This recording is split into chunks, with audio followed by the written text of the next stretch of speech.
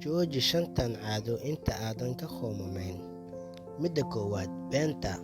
Waxaad weligaa ka qoomamayn doontaa been aad qof u sheegtay mar ama 2 mar, wayna adag tahay siduu kuugu aamino qof aad been u sheegtay.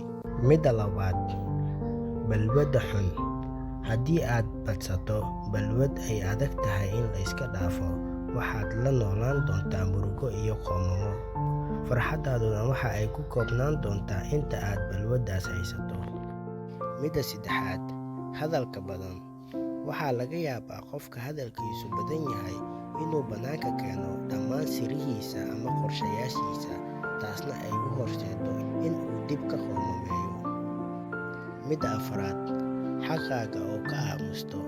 Waxaa qalad weyn ah inaad ka aamusto xaqaaga adigoo ka baqaya waxyaabo aan saas u weynayn, kadibna markaad aragto qof xaqiisa dhacsaday ayaad qoomamayn doontaa. Midda shanaad, degdega.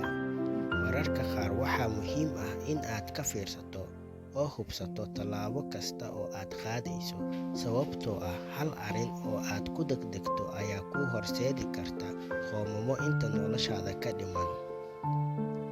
Intaas ayuu noogu ogyahay muuqaalkeena. Wixii aad ka faa'iiday, kommentiga noogu soo qor. Mahadsanid.